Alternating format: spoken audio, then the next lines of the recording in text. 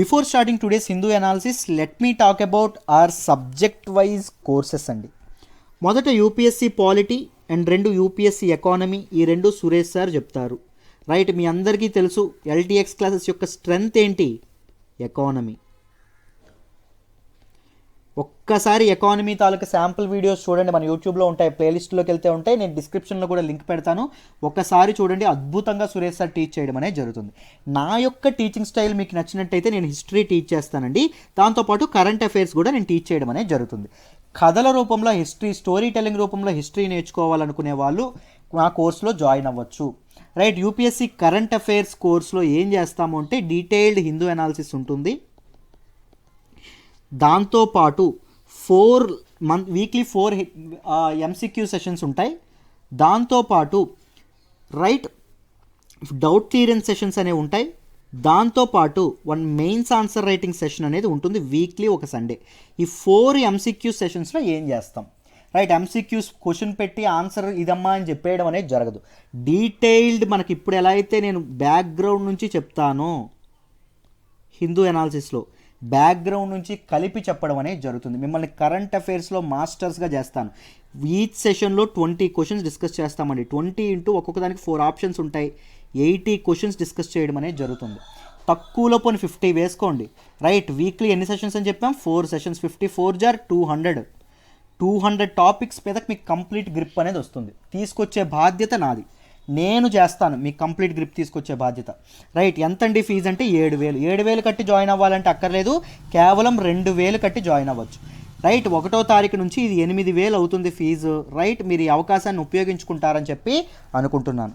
UPSC geography, UPSC ethics కూడా offer చేస్తున్నాం. దీన్ని శ్యామ్ సార్ చెప్తారు, యూపీఎస్సీ జాగ్రఫీని నారాయణమూర్తి సార్ చెప్తారు. అన్ని కోర్సెస్ కూడా లైఫ్ టైం వ్యాలిడిటీతో ఉన్నటువంటి courses. Both recorded sessions, live sessions మీకు అవైలబుల్గా ఉంటాయి. లైవ్ సెషన్స్ మీరు పార్టిసిపేట్ చేయొచ్చు. ఒకవేళ మీకు టైం కుదరలేదు అంటే మీరు తర్వాత మా యాప్లో, మాకు ఒక యాప్ ఉంది, ఆ యాప్లో లైవ్ సెషన్స్ అనేవి అటెండ్ అవ్వచ్చు. కరెంట్ అఫైర్స్ కోర్స్ తీసుకుంటే ఏం జరుగుతుందంటే మీకు డైలీ కరెంట్ అఫైర్స్ టెస్ట్లు ఉంటాయండి. ఏ రోజుకి ఆ రోజు మీకు కరెంట్ అఫైర్స్లో మీరు మాస్టర్స్ అవ్వచ్చు. నన్ను నమ్మండి, నన్ను నమ్మి నాతో వర్క్ చేయాలంటే రండి, రాక్ చేద్దాం. Right, I hope it is clear. Let's move to today's Hindu's analysis. మనం మాట్లాడుకోబోయే first article GS paper 3 internal సెక్యూరిటీలో మాట్లాడడం అనేది జరుగుతుందండి. జిఎస్ పేపర్ 3 ఇంటర్నల్ సెక్యూరిటీలో మనం దీన్ని మాట్లాడుకుంటాం. రైట్, అయితే ఏంటి చెప్తుంది article, centre steps in to halt boundary రో అంటే ఒక రిఫ్ట్ అనేది జరుగుతుందంట, ఒక వివాదం అనేది జరుగుతుంది బార్డర్లో. ఎక్కడ బార్డర్లో అంటే అస్సాం అండ్ మిజోరాం బార్డర్లో జరగడం అనేది జరుగుతుంది. అస్సాం అండ్ మిజోరాం బార్డర్లో వివాదం అనేది జరుగుతుంది. దీన్ని ఆపే ప్రయత్నం అనేది సెంటర్ అనేది చేయడానికి సెంటర్ మధ్యలో అడుగుపెట్టింది అని చెప్పడం అనేది జరుగుతుంది. మీరు గమనిస్తే నార్త్ ఈస్ట్ స్టేట్స్ ఏవైతే ఉన్నాయో, ముఖ్యంగా 7 సిస్టర్స్ ఆఫ్ నార్త్ ఈస్ట్ ఏవైతే ఉన్నాయో అవి మెయిన్లీ కాన్ఫ్లిక్ట్ సెంటర్డ్ రీజియన్స్ అండి. ఎక్కువ కాన్ఫ్లిక్ట్, ఎక్కువ వివాదాలు, రైట్, ఎక్కువ ఇలాంటివన్నీ జరగడం అనేది జరుగుతుంది. ముఖ్యంగా చూస్తుంటే మనకు చాలా కాన్ఫ్లిక్ట్స్ ఆ ఏరియాలో, ముఖ్యంగా అస్సాం అండ్ అరుణాచల్ ప్రదేశ్ కానీ, లేకపోతే అస్సాం అండ్ మేఘాలయ కానీ, మీరు ఇంకా గమనిస్తే అస్సాం అండ్ నాగాలాండ్ కానీ, అండ్ నాగాలాండ్ అండ్ మణిపూర్ కానీ, వీటి మధ్య వివాదాలు, ఈ స్టేట్స్ మధ్య వివాదాలు ఎప్పుడూ ఉంటూనే ఉంటున్నాయి. రైట్, అసలు ఎందుకు ఇప్పుడు ప్రజెంట్ అస్సాం అండ్ మిజోరాం మధ్యలో ఉన్నటువంటి రిఫ్ట్ ఏంటి, అసలు దానికి కారణం ఏంటి, ఇవన్నీ మీరు కంప్లీట్గా డీటెయిల్డ్గా తెలుసుకున్నారనుకోండి, అప్పుడు మీకు డీటెయిల్డ్గా అసలు ఎందుకు ఏంటో ఇదైతే మీకు, ఎందుకంటే ఇంటర్నల్ సెక్యూరిటీ లాంటి క్వశ్చన్స్ వచ్చే అవకాశం ఉంది. రైట్, సో జాగ్రత్తగా వినండమ్మా, డీటెయిల్డ్గా ఎక్స్ప్లెయిన్ అనేది చేస్తాను. రైట్, మ్యాక్సిమం ఈ వివాదాలన్నింటికీ కారణం ఏంటంటే మిగిలిన ఆల్మోస్ట్ ఆల్ స్టేట్స్ ఏవైతే ఉన్నాయో, రైట్, మనం 7 సిస్టర్స్ అని ఏమంటాం, సిక్కిం కాకుండా మిగిలిన వాటన్నింటినీ కలిపి మిగిలిన 7 స్టేట్స్, సిక్కిం కాకుండా మిగిలినటువంటి 7 స్టేట్స్ ఏవైతే ఉంటాయో వాటిని 7 సిస్టర్స్ ఆఫ్ నార్త్ ఈస్ట్ అనడం అనేది జరుగుతుంది. రైట్, ఇదంతా మీకు తెలుసు. ఎందుకు వీటి మధ్య వివాదాలంటే మ్యాక్సిమం ఇవన్నీ మోస్ట్ ఆఫ్ ది స్టేట్స్ ఏవైతే ఉన్నాయో ఇవన్నీ అస్సాం నుంచి బయటకు వచ్చినటువంటివి. Right, they are carved out of Assam అండి. అస్సాం నుంచి బయటకు వచ్చినటువంటి స్టేట్స్ కాబట్టి వాటి మధ్య వివాదాలు అనేవి, బార్డర్ డిస్ప్యూట్స్ అనేవి, టెరిటరీస్ గురించి కానీ వివిధ రకాలైనటువంటి తెగలకు సంబంధించినటువంటి డిస్ప్యూట్స్ కానీ ఉండడం జరిగింది. రైట్, ఇప్పుడు అస్సాం అండ్ మిజోరాం మధ్య డిస్ప్యూట్ కరెక్ట్గా అర్థం చేసుకునే ప్రయత్నం చేద్దాం. అస్సాం అండ్ మిజోరాం మధ్యన ఉన్నటువంటి border, they both share A border of 164.6 km అండి. అంటే మీరు ఇక్కడ చూడండి, ఇది అస్సాము, ఇది మిజోరాం. ఈ బార్డర్ ఎంతండి? ఈ రెడ్ కలర్లో ఉన్నటువంటి బార్డర్ 164.6 కిలోమీటర్స్ బార్డర్. ఈ రెండు 164.66 కిలోమీటర్స్ సరిహద్దును అనేది షేర్ చేసుకున్నాయి. అసలు ముందు మీరు వీటన్నింటి గురించి తెలుసుకునే ముందు మీరు ఏం తెలుసుకోవాలి అంటే, అసలు మిజోరాం ఎలా ఫామ్ అయిందో మీరు తెలుసుకోవడం అనేది చేయాలి. మిజోరాం ఎలా ఫామ్ అయిందో తెలుసుకుందాం, దాని తర్వాత టాపిక్లోకి వద్దాం. ఓకేనా? రైట్, గమనిస్తే మిజోరాం 1972 వరకు అస్సాంలో పార్ట్గా ఉండేదండి. ఎప్పటి వరకు? 1972 వరకు Mizoram was a part of Assam అండి. అస్సాంలో ఒక డిస్ట్రిక్ట్గా ఉండడం అనేది జరిగింది. It was a part of, నేను రాస్తున్నప్పుడు నోట్స్ రాసుకుంటామా, మీకు ఉపయోగపడుతుంది. ఓకేనా? పార్ట్ ఆఫ్ అస్సాం, అస్సాంలో ఒక పార్ట్గా ఉండేది. అయితే 1972లో ఏం చేశారు అంటే, మిజోరాంని ఒక యూనియన్ టెరిటరీగా మార్చడం అనేది జరిగింది. మిజోరాం యొక్క యూనియన్ టెరిటరీ అవ్వడం అనేది జరిగింది, కేంద్రపాలిత ప్రాంతం అవ్వడం అనేది జరిగింది. అయితే 1987లో 1987లో ఏం చేయడం జరిగింది అంటే, మిజోరాంకి ఫుల్ ఫ్లెడ్జ్డ్ స్టేట్ హోదా ఇవ్వడం అనేది జరిగిందండి. Mizoram became full fledged state అవ్వడం అనేది జరిగింది.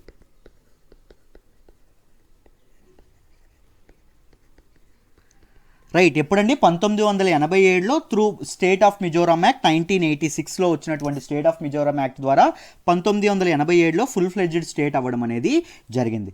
ముందు దీనికంటే 1972 ముందు it was a part of Assam అండి. అస్సాంలో పార్ట్గా ఉండడం వల్ల అస్సాం అనేది పేరెంటల్ స్టేట్ అవుతుంది. రైట్, పేరెంటల్ స్టేట్ అయినటువంటి అస్సాం నుంచి విడిపోవడం వల్ల, రెండు స్టేట్స్ అనేవి ఎప్పుడైనా విడిపోతే కన్ఫామ్గా డిస్ప్యూట్ అనేది తలెత్తుతుంది. ఎందుకు తలెత్తచ్చు? షేరింగ్ ఆఫ్ టెరిటరీస్ గురించి కానీ, షేరింగ్ ఆఫ్ వాటర్ గురించి కానీ, షేరింగ్ ఆఫ్ డిఫరెంట్ రిసోర్సెస్ గురించి కానీ డిస్ప్యూట్స్ అనేవి తలెత్తచ్చు. అయితే మిజోరాం గవర్నమెంట్ ఏం కోరుకుంటుంది అంటే, it is seeking to it sat to revise the boundary అండి. బౌండరీని మార్చమని కోరుకుంటుంది. ఎవరు? మిజోరాం డిమాండ్ ఏంటి? మిజోరాం ఏం కోరుకుంటుంది? బౌండరీని మార్చండి అని చెప్పి కోరుకోవడం అనేది జరుగుతుంది. బౌండరీ రివిజన్ని కోరుకుంటుంది. రైట్, దేని ప్రకారంగా బౌండరీని మార్చాలంట?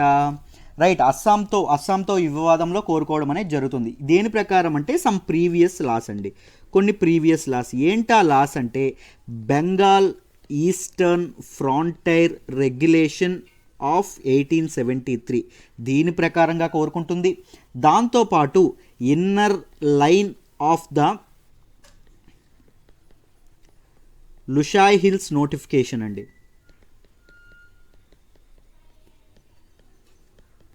Inner line of the Lushai Hills notification of 1993 ద్వారా ఏం కోరుకుంటుంది? బౌండరీని రివిజన్ చేయాలి. సమ్ ఆఫ్ ద టెరిటరీస్, మాకు సంబంధించినటువంటి టెరిటరీస్ అస్సాంతో కలిపి ఉన్నాయి అని చెప్పి మిజోరాం అనడం అనేది జరుగుతుంది. రైట్, ఏంటి ఆ టెరిటరీ అంటే, డిస్ప్యూటెడ్ టెరిటరీ ఏంటి అంటే, 509 బార్డర్లో ఉన్నటువంటి 509 స్క్వేర్ కిలోమీటర్స్ విస్తీర్ణం కల ఒక ఇన్నర్ లైన్ రిజర్వ్ ఫారెస్ట్ అండి. ఈ ఇన్నర్ లైన్ రిజర్వ్ ఫారెస్ట్ ఏదైతే ఉంటుందో అది ముందు ఎలా ఉండేది? మా మిజోరాం డిస్ట్రిక్ట్లో ఉంది. మిజోరాం డిస్ట్రిక్ట్ ఏం చేశారు? స్టేట్గా ఫస్ట్ యూనియన్ టెరిటరీగా మార్చారు, తర్వాత స్టేట్గా మార్చారు. రైట్, ఈ ఇన్నర్ లైన్ రిజర్వ్ ఫారెస్ట్ అనేది మాకు సంబంధించినది, సో మాకు ఇచ్చేయండి అని చెప్పి ఎవరు కోరుకుంటున్నారు? మిజోరాం కోరుకోవడం అనేది జరుగుతుంది. రైట్, దేని ప్రకారంగా? బెంగాల్ ఈస్టర్న్ ఫ్రాంటైర్ రెగ్యులేషన్ ఏదైతే ఉంటుందో BFR 1873 ప్రకారంగా, దీని ప్రకారంగా. కానీ అస్సాం ఏముంటుంది? అదేంటి, మీరందరూ డివైడ్ అయిపోయిన తర్వాత అప్పుడే కదా కాన్స్టిట్యూషనల్గా మనకు ఒక కాన్స్టిట్యూషనల్ మ్యాప్ ఒకటి ఉంది, రాజ్యాంగబద్ధమైనటువంటి ఒక మ్యాప్ అనేది మనకు ఉంది. We have a constitutional map. Right, దాంతోపాటు సర్వే చేసినటువంటి ల్యాండ్ ఏదైతే ఉందో బౌండరీ లైన్ క్లియర్గా డిమార్కేట్ చేయడం అనేది జరిగింది. బౌండరీ లైన్స్ క్లియర్గా డిమార్కేట్ చేయడం అనేది జరిగింది. సో ఇప్పుడు మీరు ఎలాగా క్లెయిమ్ చేస్తారు ఈ ల్యాండ్ని అని చెప్పడం అనేది జరిగింది. రైట్, ఈ బౌండరీ లైన్ ఏదైతే ఉందో ఈ కాన్స్టిట్యూషనల్ మ్యాప్ను మాత్రమే మీరు ఫాలో అవ్వాలి అని చెప్పడం అనేది జరిగింది. ఎవరు? అస్సాం ఇది అవ్వడం అనేది జరిగింది. ఇది ఇప్పుడే మొదలైందా సార్ ఈ కాన్ఫ్లిక్ట్ అంటే లేదండి, ఇది ఎప్పటి నుంచో ఈ కాన్ఫ్లిక్ట్స్ రెండు రాష్ట్రాల మధ్య ఉండడం అనేది జరుగుతుంది. ప్రీవియస్ ఇన్స్టెన్సెస్ చూసుకుంటే మీరు 1934లో కానీ 2007లో కానీ మొన్న 2018లో కానీ ఇది అవ్వడం అనేది జరిగింది. 2018లో వచ్చినటువంటిది గవర్నమెంట్ యొక్క ఇంటర్వెన్షన్ వల్ల ఇది పూర్తిగా ఇది అవ్వడం అనేది జరిగింది కాన్ఫ్లిక్ట్. రైట్, సో మీకు ఎందుకు ఈ వివాదం వచ్చింది ఏంటి అని మీకు అర్థమైందనే అనుకుంటున్నాను. రైట్, ఇప్పుడు ఒకసారి మ్యాప్ చూపించి ఎక్స్ప్లెయిన్ చేస్తాను, ఒక్కసారి చూడండి. ప్రెజెంట్ ఉన్నటువంటి వివాదం ఎక్కడా అంటే ఇదిగోండి, ఇది బార్డర్ కదండి, అస్సాంకి దీనికి బార్డర్ ఇది. రైట్, ఈ బార్డర్ ప్రాంతం ఏదైతే ఉందో ఈ మామిత్ డిస్ట్రిక్ట్, ఈ కొలాసిబ్ డిస్ట్రిక్ట్ అండ్ ఐజ్వాల్ ప్రాంతం ఏదైతే ఇక్కడ బార్డర్ ఉంది చూసారా, ఈ డిస్ట్రిక్ట్స్ అనేవి దీనిలో ఉండడం అనేది జరిగింది. రైట్, ముఖ్యంగా కాన్ఫ్లిక్ట్ అనేది ఎక్కడ ఉంది అంటే అస్సాంకి చెందినటువంటి, అస్సాంలో ఉన్నటువంటి కచార్ డిస్ట్రిక్ట్, దాంతోపాటు కొలాసిబ్ డిస్ట్రిక్ట్, ఈ ప్రాంతం ఏదైతే ఉందో, ఈ రెడ్ కలర్ ప్రాంతం ఏదైతే ఉందో, ఇప్పుడు అక్కడ స్టోన్ పెల్టింగ్ కానీ ఇవన్నీ జరుగుతున్నాయండి. సిటిజన్స్ ఎవరైతే, పీపుల్ ఎవరైతే ఉన్నారో ఒకరితో ఒకరు ఇదవ్వడం అనేది, ఒకరితో ఒకరు కాన్ఫ్లిక్ట్కి దిగడం అనేది జరుగుతుంది. ఎందుకోసం? కాన్ఫ్లిక్ట్ 509 స్క్వేర్ కిలోమీటర్స్ ఉన్నటువంటి విస్తీర్ణం ఉన్నటువంటి ఇన్నర్ లైన్ రిజర్వ్ ఫారెస్ట్.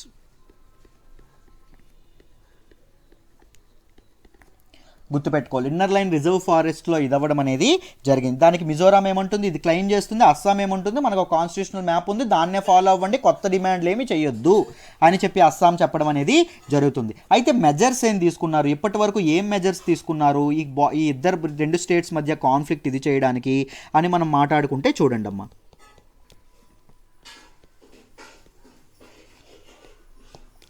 తీసుకున్న మెజర్స్ తీసుకుంటే సెవరల్ డైలాగ్స్ అండి, రెండు రాష్ట్రాల మధ్య, రెండు ప్రభుత్వాల మధ్య, రెండు రాష్ట్ర ప్రభుత్వాల మధ్య, టూ స్టేట్ గవర్నమెంట్స్ మధ్య చాలా మీటింగ్స్ అనేవి ఇది చేయడం అనేది జరిగిందండి. సిన్స్ 1995 నుంచి చాలాసార్లు మీటింగ్ పెట్టడం అనేది జరిగింది. దాంతోపాటు యూనియన్ గవర్నమెంట్ ఇంటర్వ్యూన్ అవ్వడం కూడా చాలాసార్లు జరిగింది.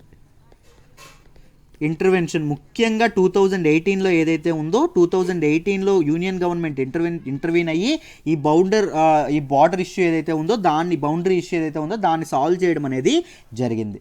రైట్, దాంతోపాటు బోత్ యూనియన్ గవర్నమెంట్ అండ్ రెండు రాష్ట్ర ప్రభుత్వాలు, అండ్ ఏ రాష్ట్ర ప్రభుత్వాలు, Assam and Mizoram state governments ఏవైతే ఉన్నాయో ఈ స్టేట్ గవర్నమెంట్స్ కలిపి ఒక జాయింట్ కమిషన్ ఏదైతే ఉందో ఈ జాయింట్ కమిషన్ను కూడా ఇది చేయడం అనేది జరిగింది. రైట్, అయితే చూడండి, ఈ జాయింట్ కమిషన్ ఎవరి అండర్లో ఉంటుంది అంటే it was monitored by union home ministry అండి. యూనియన్ హోమ్ మినిస్ట్రీ ఎవరైతే ఉంటారో హోమ్ మినిస్ట్రీ అండర్లో ఇది ఉండడం అనేది జరుగుతుంది. రైట్, అయితే ఏం జరిగింది అంటే రీసెంట్గా ఏం జరిగింది, 2019లో, రైట్, 2019లో యూనిలాటరల్గా అంటే యథేచ్ఛగా అస్సాంతో ఇది జరపకుండా, ఎటువంటి డైలాగ్ జరపకుండా మిజోరాం ఏం చేసింది అంటే, మిజోరాం క్యాబినెట్ ఏం చేసింది అంటే, మంత్రివర్గ సభ్యులు ఏం చేశారు అంటే యూనిలాటరల్గా 2019లో ఒక ఆర్డర్ పాస్ చేశారండి. ఏంటి సార్ ఆర్డర్ అంటే, it declared that inner line reserve forest ఏదైతే ఉంటుందో, మనం ఇప్పుడు ఉన్నటువంటి కాన్ఫ్లిక్ట్ ఏరియా 509 స్క్వేర్ కిలోమీటర్స్ ఉన్నటువంటి ఈ ఇన్నర్ లైన్ ఫారెస్ట్ ఏదైతే ఉంటుందో రిజర్వ్ ఫారెస్ట్, దానిని ఇట్ బిలాంగ్ టు మిజోరాం అని చెప్పి ఒక ఆర్డర్ పాస్ చేయడం అనేది జరిగింది. ఇది మిజోరాంకే చెందుతుంది అని వీళ్ళు యూనిలేటరల్గా ఒక ఆర్డర్ పాస్ చేయడం అనేది జరిగింది. రైట్, బట్ అస్సాం గవర్నమెంట్ మాత్రం దాన్ని సీరియస్గా తీసుకోలేదు, దాన్ని ఇది చేయలేదు. రైట్, సో ప్రజెంట్ ఈ కాన్ఫ్లిక్ట్స్ అనేవి ఎప్పటి నుంచో జరుగుతున్నాయి, దానిలో భాగంగానే ఇప్పుడు కూడా జరుగుతున్నాయి. ఎక్కడ జరుగుతున్నాయి? Kolasib, Aizawl and Mamit districts of Mizoram ఏవైతే ఉన్నాయో ఇక్కడ చూడండి, Mamit district, Kolasib district, Aizawl district and Cachar district, Hailakandi district and Karimganj districts అస్సాంలో ఉన్నటువంటి డిస్ట్రిక్ట్స్ అండి. రైట్, ఆ మధ్యలో జరగడం అనేది జరుగుతుంది. రైట్, మీకు ఈ ఆర్టికల్ గురించి ఎందుకు ఇదైంది, ఏమైంది, అసలు ఎందుకు కాన్ఫ్లిక్ట్స్ వచ్చినాయని డీటెయిల్డ్గా అర్థమైందని అనుకుంటున్నాను. అయితే ఇప్పుడు ఏం జరిగింది అంటే యూనియన్ హోమ్ మినిస్ట్రీ ఏం చెప్పింది అంటే రెండు స్టేట్స్ రైట్ పొజిషన్ని ఇంకా దిగజార్చకుండా, ఇప్పుడే చాలా ఇబ్బందులు, ఇంటర్నల్ సెక్యూరిటీకి ఇబ్బంది కలుగుతుంది, చాలా వైలెన్స్ అవుతుంది. సో పొజిషన్ ఇంకా దిగజార్చకుండా రెండు స్టేట్స్ మాటలతో డైలాగ్ మీటింగ్స్ పెట్టుకొని ఈ ప్రాబ్లమ్ని సాల్వ్ చేయాలి అని చెప్పడం అనేది జరిగింది. దాంతోపాటు 144 సెక్షన్ కూడా అక్కడ ఇంపోజ్ చేయడం అనేది జరిగింది. చాలామంది సెక్యూరిటీ పర్సనల్స్ ఎవరైతే ఉన్నారో వాళ్ళని కూడా డిప్లాయ్ చేయడం అనేది జరిగింది. సెక్యూరిటీ పర్సన్ చాలామంది డిప్లాయ్ చేయడం అనేది జరిగిందండి. రైట్, ఎక్కడైతే కాన్ఫ్లిక్ట్ ఏరియాస్ ఉన్నాయో అక్కడ. ఐ హోప్ మీకు డీటెయిల్డ్గా అర్థమైంది అనుకుంటున్నాను. దాంతోపాటు రెండు స్టేట్ గవర్నమెంట్స్ రిక్వెస్ట్ చేసింది ఏంటి అంటే ట్రక్స్ ఏవైతే ఉన్నాయో ఎసెన్షియల్ కమోడిటీస్ని ఇది చేసేటటువంటి ట్రక్స్ కానీ లాజిస్టిక్స్ ఏవైతే ఉన్నాయో వాటిని ఎలో చేయాలి, ట్రాన్స్పోర్ట్ని ఎలో చేయాలి, ఎటువంటి ఇబ్బందులు లేకుండా ఇంటర్ స్టేట్ ట్రాన్స్పోర్ట్ అనేది చక్కగా జరగాలి. అప్పుడే రెండు స్టేట్స్ యొక్క పీపుల్ ఎవరైతే ఉంటారో వాళ్ళకు ఎసెన్షియల్ కమోడిటీస్ ఏవైతే ఉంటాయో రైట్, నిత్యావసర వస్తువులు ఏవైతే ఉంటాయో వాటిని కోల్పోకుండా, వాటికి ఏ లోటు రాకుండా చక్కగా ఉండగలుగుతారు అని చెప్పి స్టేట్ గవర్నమెంట్స్ ఇది చేయడం జరిగింది. రెండు స్టేట్ గవర్నమెంట్స్ పిఎం ఆఫీస్తో మాట్లాడడం కూడా జరిగింది. This was all discussed in this article. మీకు ఎగ్జామ్ పాయింట్ ఆఫ్ వ్యూలో మీరు తెలుసుకోవాల్సింది అస్సాం మిజోరాంకి మధ్య కాన్ఫ్లిక్ట్ ఎందుకు ఉంది, ఏ ఏరియా మీద ఉంది, ఏ డిస్ట్రిక్ట్స్ ఉన్నాయి, రైట్, ఎప్పటి నుంచి ఏ లాస్ మీద ఇవి బేస్ అయ్యి మాట్లాడుతున్నాయి, ఒకరిదానికి ఇంకొకరి దానికి రెస్పాన్స్ ఏంటి, ఇవి మీరు తెలుసుకోవాల్సిన విషయాలు. మీకు మొత్తం అర్థమైందని అనుకుంటున్నాను. Let me move to the next article. మనం మాట్లాడుకోబోయే next article Australia to take part in Malabar naval exercise అండి. ఇది మా ఇంటర్నేషనల్ రిలేషన్స్ ఏదైతే ఉంటుందో ఇంటర్నేషనల్ రిలేషన్స్లో వెరీ వెరీ ఇంపార్టెంట్ ఆర్టికల్ అండి. రైట్, IRGS పేపర్ 2లో మనం చదువుకుంటాము. It is very very important article. దీని గురించి కంప్లీట్గా ఎక్స్ప్లెయిన్ చేయడం అనేది జరుగుతుంది. జాగ్రత్తగా ఇది చేయండి.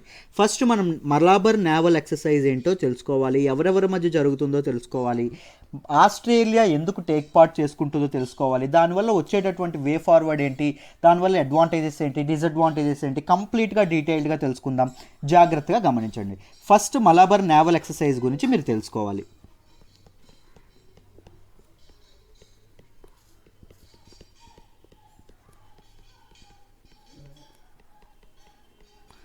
మలాబార్ నేవల్ ఎక్సర్సైజ్ అంటే ఏంటి అంటే అమ్మా, it is an annual trilateral maritime exercise. Trilateral అండి, ట్రైలేటరల్ అంటే 3 దేశాలు పార్టిసిపేట్ చేసేటటువంటిది అని అర్థం. Trilateral maritime exercise. ఆ 3 దేశాలు ఏంటి సార్ అంటే, మొదట మన ఇండియా, రెండవది US, మూడవది జపాన్. ఇది ఒక బైలేటరల్ ఎక్సర్సైజ్గా స్టార్ట్ అయింది. దాని తర్వాత జపాన్ 2015లో, జపాన్ ఎప్పుడు యాడ్ అయింది, 2015లో యాడ్ అవ్వడం అనేది జరిగింది. 2015లో యాడ్ అవ్వడం అనేది జరిగింది. రైట్, అయితే ఇది ఎప్పుడెప్పుడు యాన్యువల్లీ సెలబ్రేట్ చేసుకుంటారు. This is annual trilateral maritime exercise. ఓకేనా. జపాన్ అనేది 2015లో జాయిన్ అయింది. ముందు బైలేటరల్ ఇండియా అండ్ US మధ్య ఉండేది. రైట్, దీనిలో డైవర్స్ రేంజ్ ఆఫ్ యాక్టివిటీస్ అనేవి, వివిధ రకాలైనటువంటి డిఫరెంట్ యాక్టివిటీస్ అనేవి చేయడం అనేది, నేవల్ యాక్టివిటీస్ అనేవి చేయడం అనేది జరుగుతుంది. రైట్, ఎవరెవరు, Indian navy, US navy and Japan navy ముగ్గురు చేయడం అనేది జరుగుతూ ఉంటుంది. దాంతోపాటు ఫైటర్ కంబాట్ ఆపరేషన్స్ ఏవైతే ఉంటాయో వాటిని కూడా ఎగ్జిబిట్ చేయడం అనేది జరుగుతుంది. రైట్, అయితే మీకు మలాబార్ నేవల్ ఎక్సర్సైజ్ గురించి కంప్లీట్గా అర్థమైంది అనుకుంటున్నాను. అయితే ఈ 3 దేశాలు ఉన్నటువంటి మలాబార్ నేవల్ ఎక్సర్సైజ్లో ఎవరిని యాడ్ చేద్దాం అనుకుంటున్నారు, ఆస్ట్రేలియాని యాడ్ చేద్దాం అనుకుంటున్నారు. రైట్, ఆస్ట్రేలియాని యాడ్ చేద్దామని చెప్పి అనుకుంటున్నారు. దీనివల్ల ఏమవుతుంది సార్, రైట్, దీనివల్ల ఏం జరుగుతుందో చూద్దాం. మొదట మీరు దీనికంటే ముందు తెలుసుకోవాల్సింది ఏంటంటే క్వాడ్ గురించి తెలుసుకోవాలి.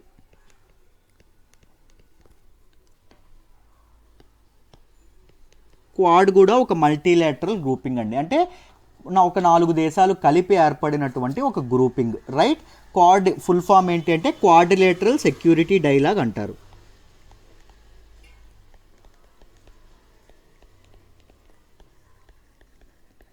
దీనిలో ఎన్ని ఉన్నాయి సార్ అంటే 4 దేశాలు పార్టిసిపేట్ చేస్తాయి. 4 కంట్రీస్. ఆ 4 కంట్రీస్ ఏంటి సార్? చూడండి జాగ్రత్తగా. First India, US, Japan and 4వది ఏంటంటే ఆస్ట్రేలియా. ఓకే సార్, ఇది ఎప్పుడు స్టార్ట్ అయింది సార్? క్వాడ్ 2017లో స్టార్ట్ అయింది. 2017లో క్వాడ్ గ్రూపింగ్ అనేది జరిగింది అంటున్నారు. ఎందుకు జరిగింది sir? What is it same అంటే free, open, prosperous Indo Pacific region. Indo Pacific region ఏదైతే ఉంటుందో, ఇండో పసిఫిక్ ప్రాంతం ఏదైతే ఉంటుందో, ఈ ఏరియా రీజియన్ ఏదైతే ఉంటుందో అక్కడ ఇంక్లూజివ్నెస్ అనేది ఉండాలి.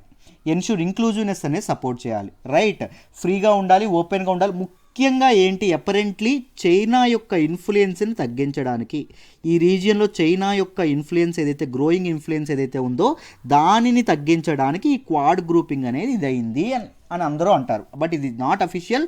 బట్ అఫీషియల్గా ఏమేంటిది? Free, open, prosperous Indo Pacific region అని చెప్పి అంటారు. రైట్, అయితే మీరు గమనించండి, ఇక్కడ ఈ రెండు గమనించండి అమ్మా. ఇక్కడ చూడండి, ఇది మలాబర్,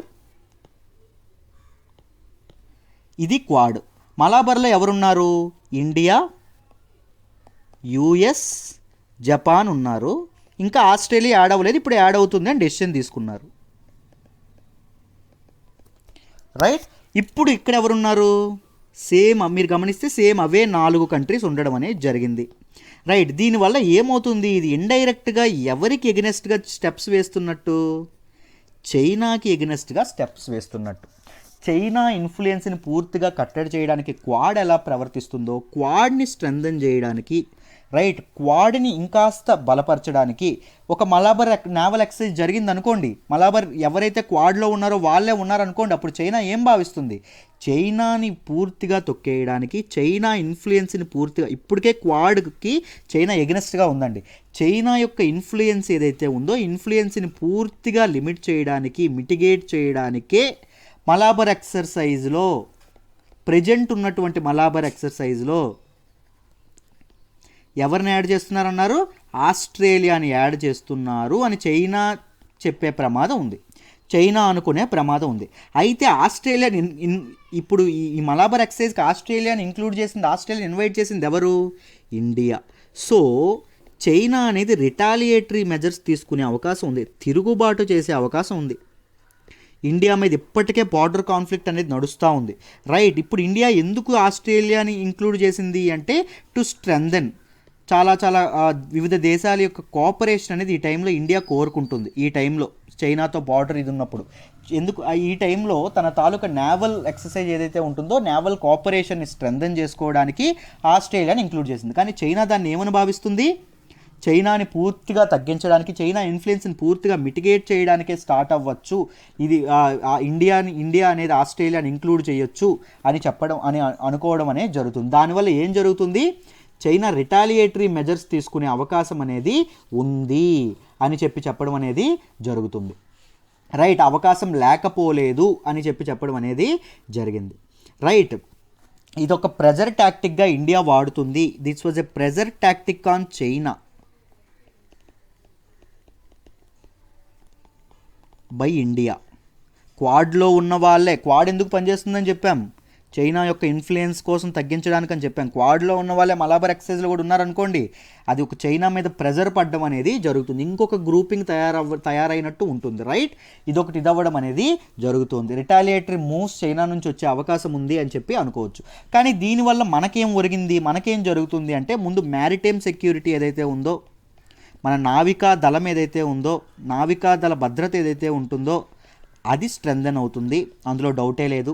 దాంతోపాటు ఇండియా ఆస్ట్రేలియా రిలేషన్స్ ఏవైతే ఉన్నాయో, రైట్, డిప్లొమాటిక్ రిలేషన్స్ ఏవైతే ఉన్నాయో అవి కూడా బాగా స్ట్రెంథెన్ అవుతాయి, అందులో డౌట్ లేదు. దాంతోపాటు ఎలియన్సెస్ ఏవైతే ఉన్నాయో, ముఖ్యంగా ఈ quad countries, quad or Malabar countries అంటే ఏంటండి? India, US, Japan and Australia మధ్య ఎలియన్సెస్ ఏవైతే ఉన్నాయో అవి డీపెన్ అవుతుంది. క్వాడ్ కంట్రీస్ మధ్య ఎలియన్సెస్ ఏవైతే ఉందో అది డీపెన్ అయ్యే అవకాశం ఉంది అని చెప్పి చెప్తున్నారు. రైట్. ఇండియా ఎందుకు ఆస్ట్రేలియాని తీసుకొద్దామని భావిస్తుంది అంటే చైనా యొక్క నేవల్ ప్రెజర్ ఏదైతే ఉందో, చైనా యొక్క నేవల్ ప్రెజెన్స్ని కంట్రోల్ చేయడానికి ఇండియా యొక్క సామర్థ్యం మాత్రమే సరిపోదు. సో చైనా ఇండియా ఎవరిని కోరుకుంటుంది? యుఎస్ యొక్క బలం కోరుకుంటుంది, జపాన్ యొక్క బలం కోరుకుంటుంది, దాంతోపాటు ఆస్ట్రేలియా యొక్క నేవల్ స్ట్రెంత్ని కూడా కోరుకోవడం అనేది జరుగుతుంది. బట్ ఆస్ట్రేలియాని యాడ్ చేయడం వల్ల ఇదైతే ఇండో పసిఫిక్ రీజన్ ఏదైతే ఉందో అక్కడ ఒక క్రైసిస్ క్రియేట్ అయ్యే అవకాశం ఉంది. ఎందుకంటే చైనా రిటాలియేటరీ మెజర్స్ అనేవి తీసుకునే అవకాశం కూడా ఉంది. ఇది చైనాని ఇరిటేట్ చేసే ప్రక్రియ కూడా జరగచ్చు, చైనా తిరగబడే అవకాశం కూడా ఉంది. బట్ ఇండియా అనేది కాస్త అగ్రెసివ్గా ముందుకెళ్ళడానికి ప్రయత్నిస్తుంది చైనా విషయంలో. బట్ చూద్దాం హౌ థింగ్స్ టర్న్ అవుట్. మీకు అర్థమైందని అనుకుంటున్నాను. క్వాడ్ అంటే ఏంటి, మలాబర్ ఎక్సర్సైజ్ ఏంటి, రెండింటిని బాగానే రిలేట్ చేసుకోగలిగాం అనుకుంటున్నాను. రైట్. దీనిలో ఏం చెప్పారు అంటే ఈ ఆర్టికల్లో మీకు బ్యాక్గ్రౌండ్ అనేది క్లియర్గా ఎక్స్ప్లెయిన్ చేశాను. ఇండియా అనేది అదర్ కంట్రీస్ యొక్క కోఆపరేషన్ని ఇది చేస్తుంది అని చెప్పడం అనేది, ఇండియా యొక్క అదర్ కంట్రీస్ యొక్క డిఫెన్స్ కోఆపరేషన్ ఇది చేస్తుంది, దానిలో భాగాన్ని ఆస్ట్రేలియాని చేర్చుకోవాలనుకుంటుంది మలాబర్ దానిలో అని చెప్పడం అనేది జరిగింది అని చెప్పడం అనేది చెప్పాము. దాంతోపాటు ఆస్ట్రేలియా ఫారెన్ మినిస్టర్ ఏం చెప్పారు అంటే ఆవిడ ఈ చర్య ఏదైతే ఉందో ఇండియా అనేది ఆస్ట్రేలియాని ఆహ్వానించడం ఏదైతే ఉందో మలాబర్ ఎక్సర్సైజ్కి, అది ఆస్ట్రేలియా ఇండియా మధ్య రిలేషన్స్ ఏవైతే ఉన్నాయో అవి బాగా స్ట్రెంథన్ అయ్యే అవకాశం ఉంది. దాంతోపాటు రీజియన్ ఏదైతే ఉంటుందో దానిలో పీస్ అండ్ స్టెబిలిటీ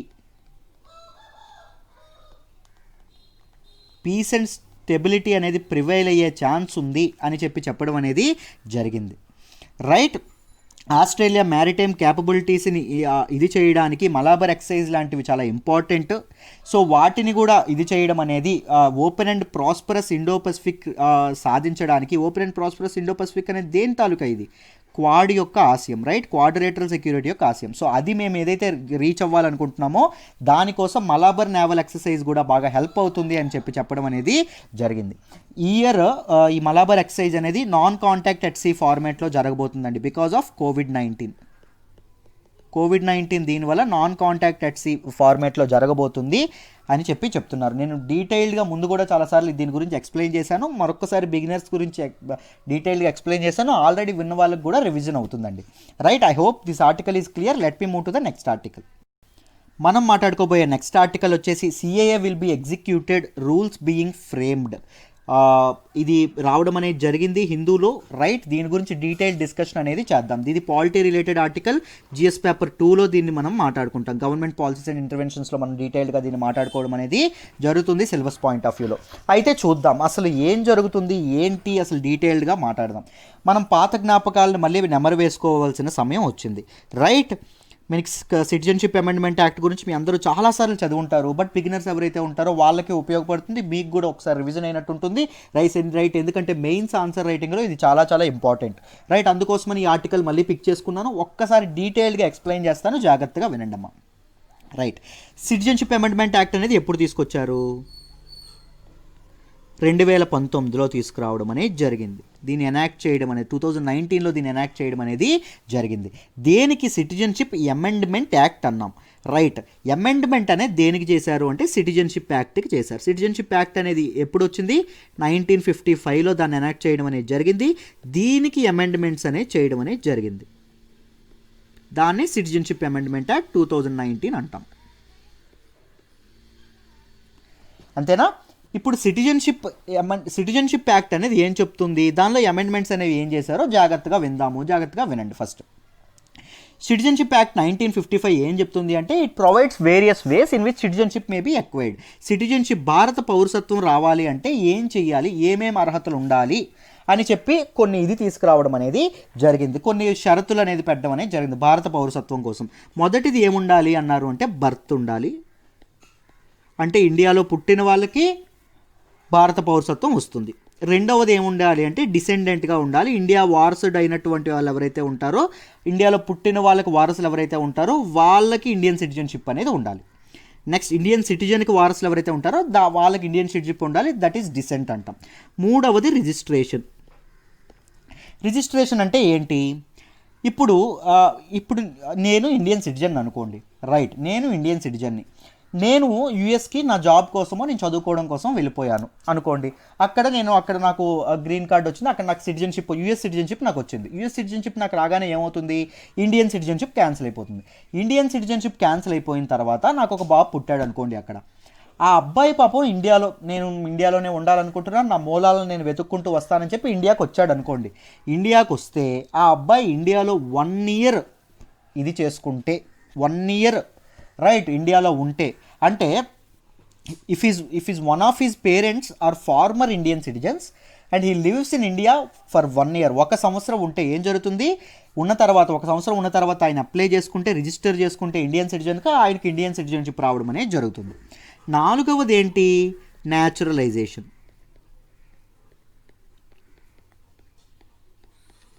న్యాచురలైజేషన్ అంటే ఏంటి, ఎవరైనా వ్యక్తి 11 ఏళ్ళు ఇండియాలో ఉంటే, 11 సంవత్సరాలు అనేవి ఇండియాలో ఉంటే, ఎన్నేళ్ళమ్మా, 11 ఇయర్స్ గుర్తుపెట్టుకోండి.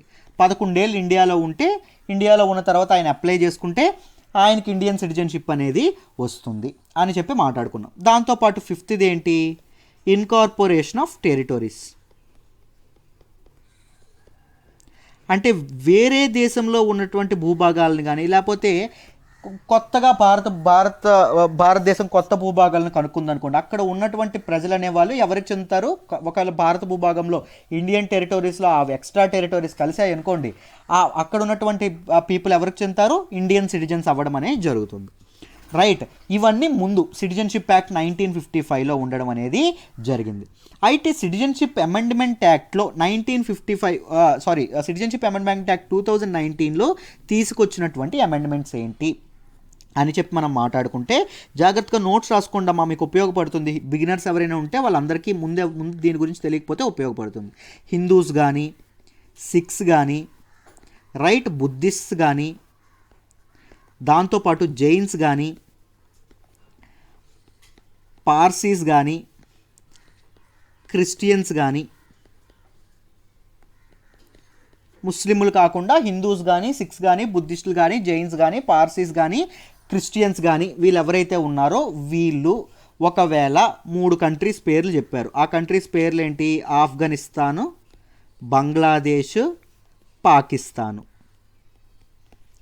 రైట్, ఈ ప్రాంతాల నుంచి ఆన్ ఆర్ బిఫోర్ December 31, 2014 లోపల వచ్చిన వాళ్ళు ఎవరైనా ఉన్నారనుకోండి, December 31, 2014 లోపల ఆఫ్ఘనిస్తాన్, బంగ్లాదేశ్, పాకిస్తాన్ నుంచి వచ్చినటువంటి హిందువులు కానీ, సిక్కులు కానీ, బుద్ధులు కానీ, జైన్స్ కానీ, పార్సీలు కానీ, క్రిస్టియన్స్కి కానీ వాళ్ళని ఇల్లీగల్ ఇమిగ్రెంట్స్ అనం. ఇల్లీగల్గా భారతదేశంలోకి చొచ్చుకొచ్చిన వాళ్ళు అని చెప్పి అనకూడదు. వాళ్ళకి భారత పౌరసత్వం అనేది ఇవ్వాలి అనే అమెండ్మెంట్ అనేది తీసుకొచ్చారు.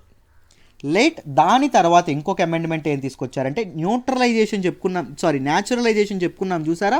ఈ న్యాచురలైజేషన్లో ఏం చెప్పాము, ఒక బయట దేశం నుంచి వచ్చిన పౌరుడు ఎన్నాళ్ళు ఉండాలి, 11 ఏళ్ళు భారతదేశంలో ఉండాలి. అయితే ఏం చేశారు, ఈ ఆఫ్ఘనిస్తాన్, బంగ్లాదేశ్, పాకిస్తాన్ నుంచి వచ్చినటువంటి హిందువులు కానీ, సిక్కులు కానీ, బుద్ధులు కానీ, జైన్స్ కానీ, పార్సీలు కానీ, క్రిస్టియన్స్ కానీ 11 ఏళ్ళు ఉండక్కర్లా, వాళ్ళు జస్ట్ 5 ఇయర్స్ ఉంటే సరిపోతుంది. అంటే ఎక్కడి నుంచి ఎంతకు తగ్గించారు, 11 ఇయర్స్ నుంచి 5 ఇయర్స్కి తగ్గించడం అనేది జరిగింది. రైట్, ఈ అమెండ్మెంట్స్ తీసుకురావడం అనేది జరిగింది. కానీ ఈ ప్రొవిజన్స్ ఏవైతే ఉన్నాయో, ఈ ప్రొవిజన్స్ మనకి 6th షెడ్యూల్లో ఉన్నటువంటి 6th షెడ్యూల్లో ఉన్నటువంటి స్టేట్స్ ఏంటి, అస్సాం, మేఘాలయ. 6th షెడ్యూల్ అంటే ఏంటి, వీటన్నింటి గురించి మనం ఎంసీక్యూ సెషన్స్లో ఈరోజు మాట్లాడుకుంటాం. MCQ session current affairs course తీసుకుంటే అదే ఇది. ఎంసీక్యూస్ అంటే క్వశ్చన్ చెప్పి ఆన్సర్ చేసి అలా ఉండదండి. ఫ్రమ్ వెరీ బ్యాక్గ్రౌండ్, హిందూ అనాలిసిస్లో ఎలా చెప్తానో అంతే బ్యాక్గ్రౌండ్ నుంచి ఇస్తూ చెప్పడం అనేది జరుగుతుంది. రైట్, చక్కగా మీకు పెర్ సెషన్ 20 క్వశ్చన్స్, 20 క్వశ్చన్స్కి 4 ఆప్షన్స్ ఉంటాయి. 20 × 4 80 కాన్సెప్ట్స్ మీద మీకు అవగాహన అనేది తెప్పిస్తాను. రైట్, ఒక సెషన్లో ఆలోచించుకోండి మీకు ఎంత వాల్యూ యాడ్ అవుతుందో. మాస్టర్స్ చేస్తాను మిమ్మల్ని కరెంట్ అఫైర్స్లో. రైట్, అస్సాం, మేఘాలయ, మిజోరాం, త్రిపుర ఏదైతే ఉంటుందో ఈ ఏరియాస్లో ఈ సిటిజన్షిప్ అమెండ్మెంట్ యాక్ట్ అనేది వర్తించదు అని చెప్పడం అనేది జరిగింది. ఈ అమెండ్మెంట్స్ అనేవి ప్రొవిజన్స్ అనేవి వర్తించవు. దాంతోపాటు ఇన్నర్ లైన్ పర్మిట్ ఉన్నటువంటి ఏరియాస్ ఏవైతే ఉన్నాయో ఈ ఇన్నర్ లైన్ ఏరియాస్కి వెళ్ళాలంటే భారతీయ పౌరులకు కూడా సెపరేట్ పర్మిషన్ అనేది అవసరం అండి. వాటిని ఇన్నర్ లైన్ ఏరియాస్ అంటాం. ఈ ఇన్నర్ లైన్ ఏరియాస్ అనేవి దేని ద్వారా తీసుకొచ్చారంటే మనం ఇందాక మిజోరాం దీని గురించి మాట్లాడడం గుర్తుందా, Assam Mizoram Bengal eastern frontier regulation 1873 ద్వారా వీటిని తీసుకురావడం అనేది జరిగింది. అవి ఏంటి ఇన్నర్ లైన్ ఏరియాస్ ద్వారా వచ్చినాం అంటే అరుణాచల్, మిజోరాం, నాగాలాండ్, ఈ మూడింటితో ఈ మధ్య మణిపూర్ కూడా ఇంక్లూడ్ చేశారు. రైట్, ఇక్కడ ఈ ఇన్నర్ లైన్ దీనిలో కానీ 6th షెడ్యూల్లో ఉన్నటువంటి స్టేట్స్లో కానీ వర్తించదు అని చెప్పడం అనేది జరిగింది. రైట్, అయితే దీని మీద ఈ సిటిజన్షిప్ అమెండ్మెంట్ యాక్ట్ మీద ప్రపంచవ్యాప్తంగానే చాలా మన దేశంలోనే కాకుండా ప్రపంచవ్యాప్తంగానే చాలా ఇదవ్వడం అనేది జరిగిందండి. చాలా రైట్ అపోజిషన్ రావడం అనేది జరిగింది. ముఖ్యంగా ఇష్యూస్ గురించి మాట్లాడుతుంటే ఆర్టికల్ 14 ఆఫ్ ఇండియన్ కాన్స్టిట్యూషన్ 14వ అధికరణ ఏం చెప్తుంది, ఈక్వాలిటీ గురించి మాట్లాడుతుంది, రైట్ టు ఈక్వాలిటీ గురించి మాట్లాడుతుంది. అందరు సిటిజన్స్ని ఒకేలా కదా చూడాలి, మరి ఒక్క ముస్లిమ్స్ కాకుండా మిగిలిన వాళ్ళందరికీ ఎలా ఇస్తారండి మీరు, రైట్ అది తప్పు కాదా, ఈక్వాలిటీ అనేది అండర్మైన్ అవుతుంది కదా అని చెప్పడం అనేది జరిగింది. దాంతోపాటు మన రాజ్యాంగ పీఠిక ప్రియాంబుల్లో ఉన్నటువంటి ప్రియాంబుల్ ఏమని చెప్పారు, India is a secular country అని చెప్పారు, లౌకికవాదం ఫాలో అవుతుంది ఇండియా అని చెప్పారు, వివిధ మతాల సమ్మేళనమే ఇండియా అని చెప్పడం అనేది జరిగింది. సో సెక్యులరిజం అనేది అన్ని మతాలు సమానంగా చూడాలని చెప్పడం అనేది జరిగింది. అయితే నువ్వు ఇస్లాంకి అండర్మైన్ చేస్తే, ఇస్లాం ఒక్కరిని కాకుండా మిగిలినందరికీ చేస్తే ఏంటి, ఇస్లాంని మైనారిటీలుగా నువ్వు వేరేగా చూసినట్టే కదా. సో సెక్యులరిజం అనేది అన్ని మతాలకి ఈక్వాలిటీ అనేది ఎక్కడ దొరుకుతుంది, దొరకట్లేదు కదా. సెక్యులరిజంకి క్వశ్చన్ మార్క్ పడుతుంది అని చెప్పడం అనేది జరుగుతుంది. దాంతోపాటు ఇండియాలో ఎప్పటి నుంచో వస్తున్నటువంటి రిలీజియస్ అప్రెషన్ ఏదైతే ఉంటుందో, మైనారిటీస్ని తొక్కేటటువంటి బిహేవియర్ ఏదైతే ఉంటుందో, రైట్ దాని మీద కూడా ఇది ఒక లైట్ వేసినట్టు అయింది, దాని మీద కూడా ఇది బయటికి షోకేజ్ చేసినట్టు అయింది. రైట్, ఇండియాలో ఉన్నటువంటి రిలీజియస్ అప్రెషన్ షో చేసినట్టు అయింది, బయటికి చూపించినట్టు అయింది, ఎత్తిపొడిచినట్టు అయింది అని చెప్పి దీని మీద ఇష్యూస్ కూడా రావడం అనేది జరిగింది. బట్ దీని మీద ఇస్లామిక్ గ్రూప్ కంట్రీస్ ఏవైతే ఉన్నాయో అవి కూడా విరుచుకుపడ్డాయి. దాంతోపాటు ఇంకేం జరుగుతుందండి, ముఖ్యంగా ఆ 3 కంట్రీస్లో ఉన్నటువంటి మేజర్ రిలీజియన్ ఏంటి, మీరు ఆఫ్ఘనిస్తాన్ చూసుకున్నా, బంగ్లాదేశ్ చూసుకున్నా, పాకిస్తాన్ చూసుకున్నా, ఈ 3 కంట్రీస్లో ఉన్నటువంటి మేజర్ రిలీజియన్ ఏంటండి, ఇస్లాం. ఈ ఇస్లాంనే వాళ్ళు ఇస్లామిక్ పీపుల్నే వాళ్ళకి తప్ప మిగిలినందరికీ సిటిజన్షిప్ ఇవ్వడం వల్ల ఏం జరుగుతుంది, ఈ 3 కంట్రీస్తో రిలేషన్స్ అనేవి పోగొట్టుకుంటాం. రైట్, రిలేషన్స్ అనేవి పూర్తిగా పాడైపోవడం అనేది జరుగుతుంది. ఈ ఇంటర్నేషనల్ ముఖ్య డిప్లొమసీలో కూడా చాలా ఇష్యూస్ అనేవి సిటిజన్షిప్ అమెండ్మెంట్ యాక్ట్ ద్వారా తలెత్తే అవకాశం ఉందని చెప్పడం అనేది జరిగింది. అయితే ఇది రీసెంట్గా ఎందుకు ఆర్టికల్లోకి వచ్చింది అంటే బీజేపీ ఇదైనటువంటి ఎవరైతే ఉన్నారో ప్రెసిడెంట్ ఎవరైతే జేపీ నడ్డా గారు ఆయన ఏం చెప్పారంటే సిటిజన్షిప్ అమెండ్మెంట్ యాక్ట్ అనేది ఫ్రేమ్వర్క్ చేస్తున్నామో అది ఎగ్జిక్యూట్ అవుతుంది, బట్ అది కోవిడ్-19 వల్ల డిలే అయ్యింది అని చెప్పడం అనేది జరిగింది. రైట్, ఐ హోప్ ఈ ఆర్టికల్ మీకు డీటెయిల్డ్గా అర్థమైంది అనుకుంటున్నాను. సిటిజన్షిప్ అమెండ్మెంట్ యాక్ట్ మీద తప్పకుండా మెయిన్స్ క్వశ్చన్ ఎక్స్పెక్ట్ చేయొచ్చు. రైట్, బట్ మీరు ఎప్పుడైనా మెయిన్స్ ఆన్సర్ రాసేటప్పుడు కాస్త ప్రో గవర్నమెంటే రాయాలండి, ఓకేనా.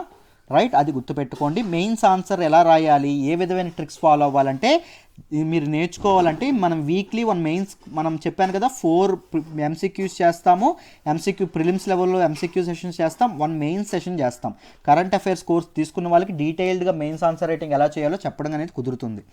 రైట్, మీరు తీసుకోవాలంటే ఈ నెంబర్కి ఒకసారి ఫోన్ చేయండి. కరెంట్ అఫైర్స్లో చెప్తున్నాను కదా మిమ్మల్ని మాస్టర్స్ చేస్తాను, అది నా హామీ. Right, let's move to the next article. మనం మాట్లాడుకోబోయే నెక్స్ట్ ఆర్టికల్ వచ్చేసి this is very important article regarding economy point of view. Right, GS paper 3లో దీన్ని మాట్లాడడం అనేది జరుగుతుంది. అసలు ఏం చెప్పారు అంటే సెంట్రల్ ఫైనాన్స్ మినిస్టర్ సిపిఎస్ఈస్ ఏవైతే ఉన్నాయో, central public sector enterprises CPSEs ఏవైతే ఉన్నాయో వాటికి ఏం చెప్పడం అనేది జరిగింది అంటే సెంట్రల్ పబ్లిక్ సెక్టర్ ఎంటర్ప్రైజెస్కి ఫైనాన్స్ మినిస్టర్ ఏం చెప్పారు అంటే capital expenditure target 75% of the capital expenditure target ఏదైతే ఉంటుందో క్యాపెక్స్ టార్గెట్స్ అంటాం.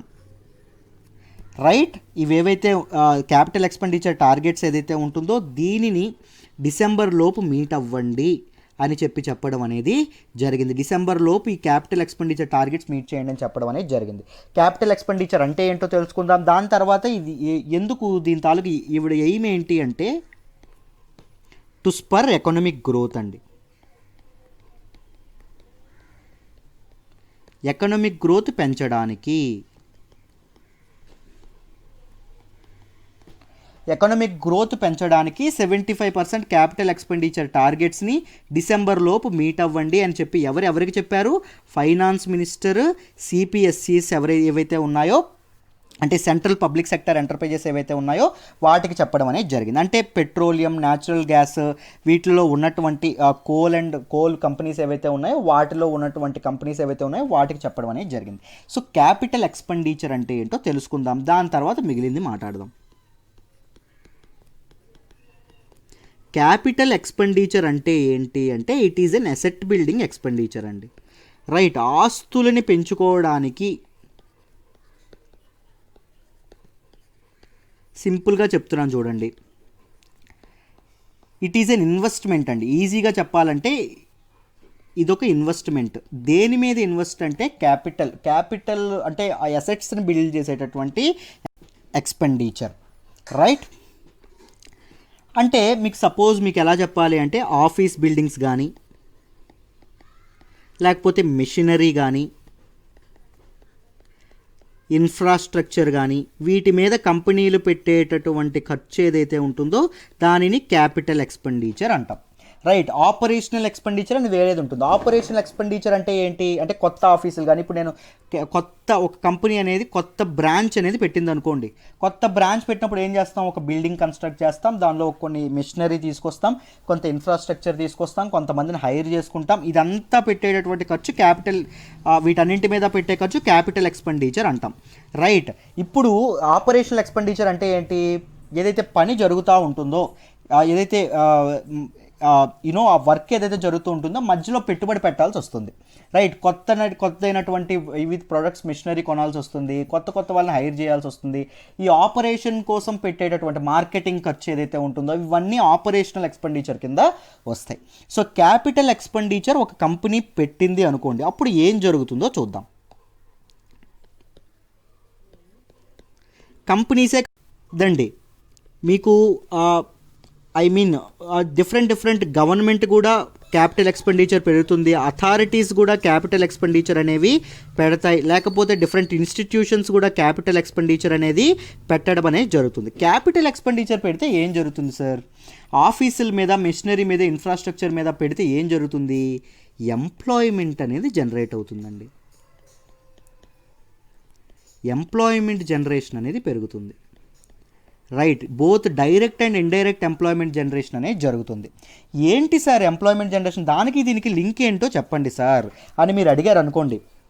సింపుల్ అండి, మన కోవిడ్-19 ఏం చేసింది? కోవిడ్-19 మనకి హెల్త్ క్రైసిస్తో పాటు ఎకనామిక్ క్రైసిస్ కూడా తీసుకొచ్చింది. ఆరోగ్య సంక్షోభంతో పాటు ఆర్థిక సంక్షోభం కూడా తీసుకొచ్చింది. ఎకనామిక్ క్రైసిస్ జరగడం అంటే ఏంటి? పూర్తిగా జనాలు చాలామంది ఉద్యోగాలు కోల్పోయారు, చాలామంది ఎంప్లాయ్మెంట్ కోల్పోయారు, జనాల చేతుల్లో డబ్బులు లేవు. రైట్, జనాల చేతుల్లో డబ్బులు లేకపోతే ఏం జరుగుతుంది? డిమాండ్ అనేది తగ్గుతుంది. కొనేవాళ్ళు తక్కువ ఉంటారు కదా, జనాల చేతుల్లో డబ్బులు లేకపోతే వాళ్ళకి కొనే పవర్ అనేది తగ్గుతుంది. సో డిమాండ్ అనేది తగ్గుతుంది. డిమాండ్ తగ్గితే ఏమవుతుంది? డిమాండ్ లేకపోతే మీరు ఒక వ్యాపారం అండి, డిమాండ్ లేకపోతే మీరు ప్రొడక్షన్ చేస్తారా? సప్లై అనేది తగ్గిపోతుంది. సప్లై అండ్ డిమాండ్ రెండూ తగ్గిపోయాయి కాబట్టి ఏం తగ్గుతుంది? కన్జంప్షన్ అనేది తగ్గుతుంది. రైట్, ముఖ్యంగా జనాల చేతిలో డబ్బులు లేకపోతే కన్జంప్షన్ అనేది తగ్గుతుంది. జనాలు ఎక్కువ కొనకపోయారు అనుకోండి, ఏం జరుగుతుంది? గవర్నమెంట్కి రావాల్సిన రెవెన్యూ ఏదైతే ఉందో రెవెన్యూ అనేది తగ్గుతుంది. రైట్, గవర్నమెంట్కి రెవెన్యూ రావాలంటే ఏం జరగాలి? జనాల జేబుల్లో నిండుగా డబ్బులు ఉండాలి. జనాల జేబుల్లో నిండుగా డబ్బులు ఉండాలంటే ఏం చేయాలి? ఎంప్లాయ్మెంట్ జనరేషన్ అనేది జరగాలి. ఎంప్లాయ్మెంట్ జనరేషన్, వాళ్ళకు ఉద్యోగం అనేది వాళ్ళకుంటే వాళ్ళకి జీతం వస్తుంది, డబ్బులు జేబులో ఉంటాయి. డబ్బులు ఉంటే ఏమవుతుంది? మళ్ళీ డిమాండ్ అనేది పెరుగుతుంది. ఇక్కడ చూడండి, డబ్బులుంటే ఏమవుతుంది? డిమాండ్ అనేది పెరుగుతుంది. డిమాండ్ అనేది పెరిగితే సప్లై అనేది పెరుగుతుంది, కన్జంప్షన్ అనేది పెరుగుతుంది చేతిలో డబ్బులుంటే. రైట్, రెవెన్యూ అనేది గవర్నమెంట్కి రావాల్సిన రెవెన్యూ ఏదైతే ఉంటుందో రెవెన్యూ కూడా పెరగడం అనేది జరుగుతుంది. సో క్యాపిటల్ ఎక్స్పెండిచర్ అనేది గవర్నమెంట్ చేయాల్సిన ఎక్స్పెండిచర్ అనేది ఎంత అవసరమో మీకు అర్థమైందా? క్యాపిటల్ ఎక్స్పెండిచర్ గవర్నమెంటే చేయవు, కంపెనీస్ కూడా చేయొచ్చు. ఎలాగ ఎంప్లాయ్మెంట్ అంటే ఆఫీసులు కట్టారనుకోండి, మిషనరీస్ ఏమైనా కట్టారనుకోండి, మిషనరీస్ ఏమైనా తయారు చేశారనుకోండి, ఇన్ఫ్రాస్ట్రక్చర్ ఏమైనా నిర్మించారనుకోండి, ఎక్కువ మంది జనాలకి ఎంప్లాయ్మెంట్ దొరుకుతుంది. రైట్, వీళ్ళు ఒక వేరే బ్రాంచ్ పెట్టినా ఏం జరిగినా ఎక్కువ మందికి ఎంప్లాయ్మెంట్ జనరేషన్ జరుగుతుంది. ఎంప్లాయ్మెంట్ జనరేషన్ జరిగితే రెవెన్యూ అనేది గవర్నమెంట్కి రావాల్సిన ఎకానమిక్ గ్రోత్ అనేది కూడా ఇదవుతుంది అని చెప్పడం అనేది జరిగింది. ఇప్పుడు మనం ఆర్టికల్లో ఏం చెప్పారో డీటెయిల్డ్గా మాట్లాడదాం. చూడండి, ఇప్పుడు ఏవైతే సెంట్రల్ పబ్లిక్ సెక్టార్ ఎంటర్ప్రైజెస్ ఏవైతే ఉన్నాయో వాటికి క్యాపిటల్ ఎక్స్పెండిచర్ టార్గెట్ ఒకటి ఇచ్చారు కదా 2021కి. ఈ 2021కి ఇచ్చినటువంటి క్యాపిటల్ ఎక్స్పెండిచర్ టార్గెట్ దానిలో 75% డిసెంబర్ కల్లా మీట్ అవ్వండి అని చెప్పి ఫైనాన్స్ మినిస్టర్ చెప్పడం అనేది జరిగింది. ఫైనాన్స్ మినిస్టర్ ఈ సిపిఎస్ఈస్ ఏవైతే ఉన్నాయో అంటే సెంట్రల్ పబ్లిక్ సెక్టర్ ఎంటర్ప్రైజెస్ ఏవైతే ఉన్నాయో వాటికి చెప్పడం అనేది మీట్ అవ్వమని చెప్పడం అనేది జరిగింది. దానివల్ల మీట్ అయితే ఏం జరుగుతుంది, ఎకానమిక్ గ్రోత్ అనేది జరుగుతుంది. It was a capital expenditure by CPSEs was a critical driver of economic growth and it needs to be scaled up for physical year 21-22 అని చెప్పడం అనేది ఫైనాన్స్ మినిస్టర్ చెప్పడం అనేది జరిగింది. మీకు డీటెయిల్డ్గా ఎందుకు క్యాపిటల్ ఎక్స్పెండిచర్ ఉపయోగపడుతుందో అర్థమైంది అనుకుంటున్నా. రీసెంట్గా ఫైనాన్స్ మినిస్ట్రీ అనౌన్స్ చేసిన దానిలో కూడా క్యాపిటల్ ఎక్స్పెండిచర్ పెంచుతామన్నారు. రైట్, ఎంత 25,000 crores క్యాపిటల్ ఎక్స్పెండిచర్ పెంచుతాము అని చెప్పడం అనేది జరిగింది రీసెంట్గా. ఏంటిది, గవర్నమెంట్ క్యాపిటల్ ఎక్స్పెండిచర్ అంటే రోడ్లు కానీ ఇన్ఫ్రాస్ట్రక్చర్ కానీ రిజర్వాయర్లు కానీ కట్టేది. ఈ కంపెనీలు ఎందుకు పెడతాయి, సెపరేట్ బ్రాంచ్లు కానీ ఆఫీసులు కానీ కట్టడానికి, లేకపోతే పెద్ద పెద్ద మిషనరీస్ తయారు చేయడానికి, అలా క్యాపిటల్ ఎక్స్పెండిచర్ని పెడతాయి. క్యాపిటల్ ఎక్స్పెండిచర్ అంటే ఏంటి, అసెట్ని తయారు చేసేటటువంటి ఎక్స్పెండిచర్. రైట్, లాంగ్ టర్మ్ ఎక్స్పెండిచర్స్ని ఏమంటాము అంటే క్యాపిటల్ ఎక్స్పెండిచర్ అంటాం. ఐ హోప్ ఈ ఆర్టికల్ మీకు డీటెయిల్డ్గా అర్థమైంది అనుకుంటున్నాను. Let me move to the next article. మనం మాట్లాడుకోబోయే నెక్స్ట్ ఆర్టికల్ వచ్చేసి centre set to ask at least 8 PSUs to consider buybacks. దీన్ని మనం దేనిలో మాట్లాడుకుంటామంటే జిఎస్ పేపర్ 3 ఎకానమీలో మాట్లాడుకోవడం అనేది జరుగుతుంది. సిలబస్ పాయింట్ ఆఫ్ వ్యూలో ముందు బైబ్యాక్ కాన్సెప్ట్ అనేది మీకు తెలిస్తే ఈ ఆర్టికల్ డీటెయిల్గా అర్థమైపోతుంది. సెంట్రల్ గవర్నమెంట్ ఎందుకు 8 PSUస్కి అంటే గవర్నమెంట్ సెంటర్ రౌండ్ PSUs ఏవైతే ఉన్నాయో పబ్లిక్ సెక్టర్ అండర్టేకింగ్స్ ఏవైతే ఉన్నాయో వాటికి బైబ్యాక్స్ ఇది చేయమని చెప్తుంది. ఎందుకు ఏంటి అని చెప్పి డీటెయిల్డ్గా మాట్లాడదాం, జాగ్రత్తగా వినండి. ఫస్ట్ బైబ్యాక్ కాన్సెప్ట్ అనేది డీటెయిల్డ్గా ఎక్స్ప్లెయిన్ చేస్తాను, జాగ్రత్తగా వినండి అమ్మ. మొదట గుర్తుపెట్టుకోండి, గవర్నమెంట్కి డబ్బులు అవసరమయ్యాయి అనుకోండి, గవర్నమెంట్కి ఏదైనా ప్రాజెక్ట్కి డబ్బులు అవసరమయ్యాయి అనుకోండి. నేను చాలాసార్లు దీన్ని చెప్పాను, బాండ్స్ ఇష్యూ చేస్తుంది. బాండ్స్ ఎవరికి ఇష్యూ చేస్తుంది, పబ్లిక్ ఇష్యూ చేయడం అనేది జరుగుతుంది, జనాలకి బాండ్స్ ఇవ్వడం అనేది జరుగుతుంది. రైట్, బాండ్స్ ఏ విధంగా ఇస్తారు, బాండ్ మీద ఏముంటుంది, ఫస్ట్ ఒక ఫేస్ వాల్యూ ఉంటుంది. ఫేస్ వాల్యూ 10,000 అనుకోండి. దాంతోపాటు ఒక కూపన్ కోడ్ ఉంటుంది. కూపన్ కోడ్ ఒక 10% అనుకోండి. కూపన్ కోడ్ అంటే ఇంట్రెస్ట్ రేట్ అని అర్థం. దాంతోపాటు ఒక మెచ్యూరిటీ పీరియడ్ ఉంటుంది. మెచ్యూరిటీ పీరియడ్ 3 years అనుకోండి. మెచ్యూరిటీ పీరియడ్ ఒక 3 years అని చెప్పి అనుకుందాం.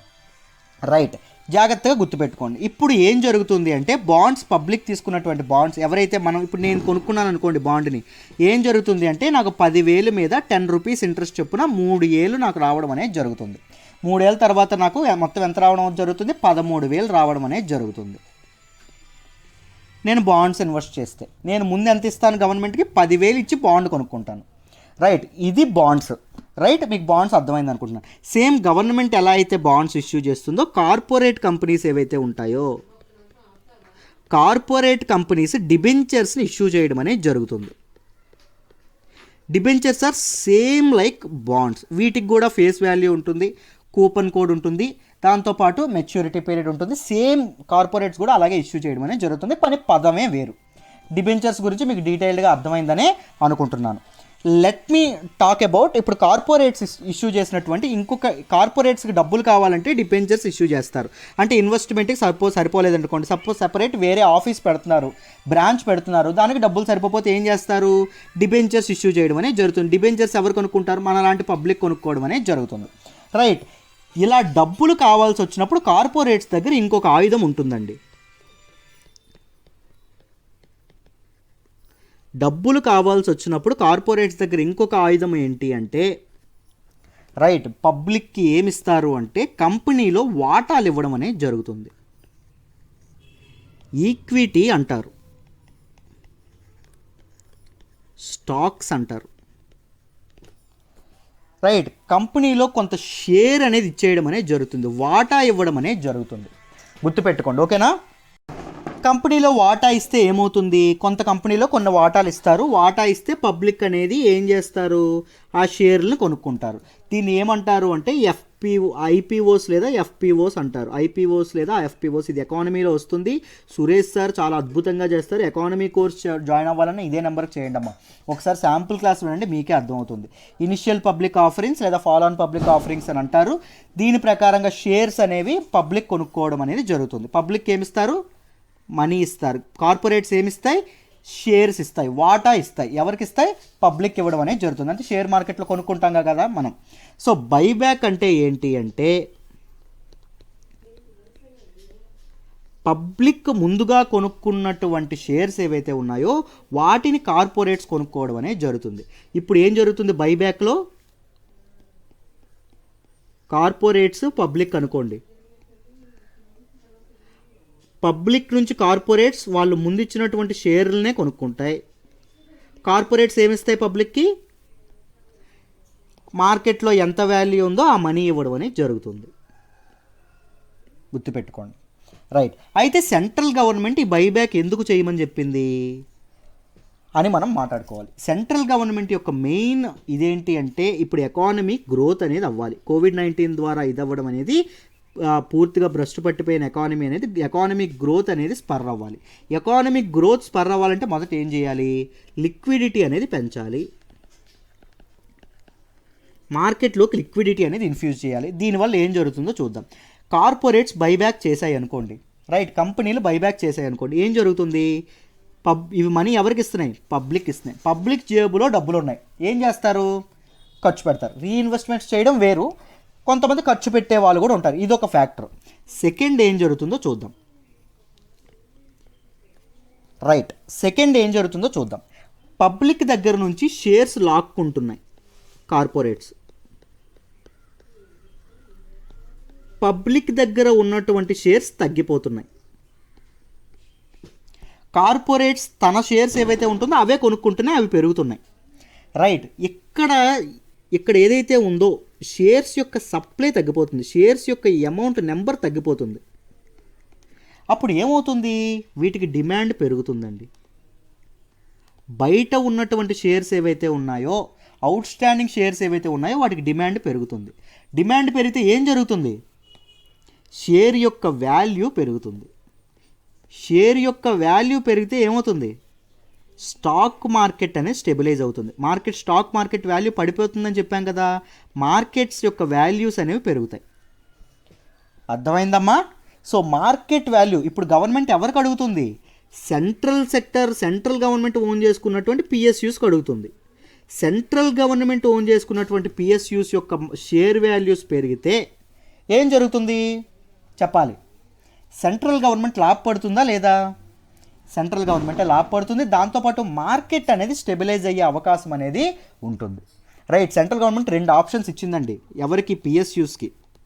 ఒకటి క్యాపిటల్ ఎక్స్పెండిచర్ పెంచండి, ఇందాకే మాట్లాడుకున్నాం క్యాపిటల్ ఎక్స్పెండిచర్ గురించి, ఇన్ఫ్రాస్ట్రక్చర్ మీద ఎసెట్స్ మీద పెట్టేటటువంటి ఎక్స్పెండిచర్. లేకపోతే ఏం చేయాలి, బైబ్యాక్ చేయండి. బైబ్యాక్ చేసి ఇది పెంచండి, మార్కెట్ వాల్యూని పెంచండి అని చెప్పడం అనేది జరిగింది. ఐ హోప్ మీకు అర్థమైంది అనుకుంటున్నాను. కార్పొరేట్స్ కానీ కంపెనీలకు కానీ డబ్బులు కావాలంటే పబ్లిక్ ఏం ఆఫర్ చేస్తాయి, ఈక్విటీ, కంపెనీలో వాటాలు ఇచ్చి జనాల దగ్గర డబ్బులు తీసుకుంటాయి. బాండ్స్ దగ్గరలో ఏమవుతుంది, గవర్నమెంట్ కానీ కార్పొరేట్స్ బాండ్స్ విషయంలో డిబెంచర్స్ విషయంలో కంపెనీ వాటాలు ఇవ్వదండి. కేవలం పలానా డబ్బులు మాకు ఇవ్వండి, ఇంత ఇంట్రెస్ట్ రేట్ పే చేస్తాం, ఇంత మెచ్యూరిటీ రేట్ అప్పుడు మీకు ఇస్తాం. కంపెనీలో వాటాలకు వాళ్ళకి సంబంధం లేదు. కానీ ఇప్పుడు ఏం జరుగుతుంది, ఇక్కడేం జరుగుతుంది, ఈక్విటీ మార్కెట్లో, షేర్ మార్కెట్లో కార్పొరేట్స్ తమ వాటాలు అనేవి పబ్లిక్ ఇవ్వడం అనేది జరుగుతుంది, రైట్. వీటిని గుర్తుపెట్టుకోండి, రైట్. బైబ్యాక్ చేయడం వల్ల పబ్లిక్ మార్కెట్ ఎకానమీలోకి లిక్విడిటీ అనేది ఇన్ఫ్యూజ్ అవుతుంది. దాంతోపాటు బయట ఉన్నటువంటి షేర్స్ ఏవైతే ఉన్నాయో వాటికి డిమాండ్ అనేది పెరుగుతుంది. డిమాండ్ పెరిగితే వాటి యొక్క షేర్ వాల్యూ పెరుగుతుంది. షేర్ వాల్యూ పెరిగితే షేర్ మార్కెట్ అనేది స్టెబిలైజ్ అవ్వడం అనేది జరుగుతుంది. స్టాక్ మార్కెట్ అనేది స్టెబిలైజ్ అవ్వడం అనేది జరుగుతుంది. ఈ 2 ఎయిమ్స్గా సెంట్రల్ గవర్నమెంట్ తీసుకురావడం అనేది జరిగింది. నాకు తెలిసి మీకు అర్థమైందనే అనుకుంటున్నాను డీటెయిల్డ్గా ఈ ఆర్టికల్ ఏం జరిగిందని. నేను చెప్పిన తర్వాత ఒక్కసారి ఈ ఆర్టికల్ మీరు చదవండి, మీకు ఇంకా క్లియర్గా అర్థమైపోతుంది ఎందుకు ఇది చేయాలి అని చెప్పి అర్థమైపోతుంది. రైట్, చూడండి. దాంతోపాటు ఇంకొకటి రీజన్ ఏం చెప్పారు అంటే ఫిస్కల్ డెఫిసిట్ని తగ్గించాలి అని చెప్పారండి.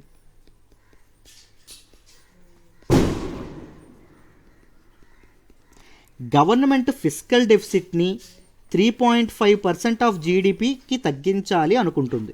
ఫిస్కల్ డెఫిసిట్ అంటే ఏంటి అంటే మన తాలూకు అప్పు అనుకోండి, గవర్నమెంట్ ఎక్స్పెండిచర్ మైనస్ గవర్నమెంట్ యొక్క ఇన్కమ్ చేసామనుకోండి, మన ఇన్కమ్ కంటే ఖర్చు ఎక్కువ ఉందనుకోండి, అప్పుడు డెఫిసిట్ అంటారు, దాన్ని ఫిస్కల్ డెఫిసిట్ అంటారు. రైట్, ఫిస్కల్ డెఫిసిట్ పెరగాలంటే ఫిస్కల్ డెఫిసిట్ తగ్గాలంటే ఏం చేయాలి? ఇన్కమ్ అనేది పెరగాలి, అంతేనా? ఎక్స్పెండిచర్ తగ్గాలి, మన ఖర్చు తగ్గాలి, ఇన్కమ్ అనేది పెరగాలి. కానీ కోవిడ్-19 వల్ల ఏమైంది?